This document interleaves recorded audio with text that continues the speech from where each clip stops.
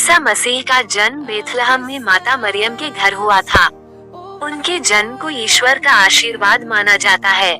वे बचपन से ही बुद्धिमान और दयालु थे। जब वे बड़े हुए तो उन्होंने लोगों को प्रेम, क्षमा और सत्य का संदेश देना शुरू किया।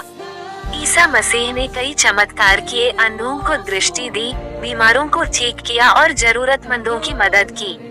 उन्होंने लोगों को सिखाया कि ईश्वर सभी से प्रेम करते हैं और हमें भी एक दूसरे से प्रेम करना चाहिए। लेकिन कुछ लोगों को उनकी बातें पसंद नहीं आई और उन्होंने उन्हें क्रूस पर चढ़ाने की साजिश रची।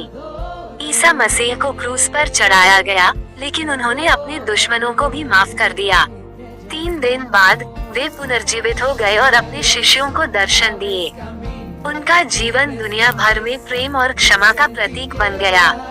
बहुत समय पहले बेथलहम नामक छोटे गांव में ईसा मसीह का जन्म हुआ। उनकी माता मरियम और धर्मपिता यूसुफ उन्हें दया और प्रेम के मार्ग पर चलने की शिक्षा देते थे।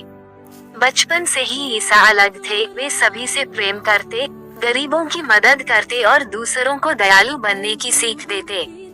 जब वे बड़े हुए तो उन्होंने लोगों को सत्य, प्रेम और क्षमा का संदेश देना शुरू किया। वे बीमारों को ठीक करते, भूखों को भोजन देते और दुखी लोगों को आशा दिलाते।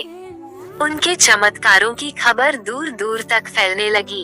वे कहते थे कि ईश्वर सभी से प्रेम करते हैं, इसलिए हमें भी एक दूसरे से प्रेम करना चाहिए।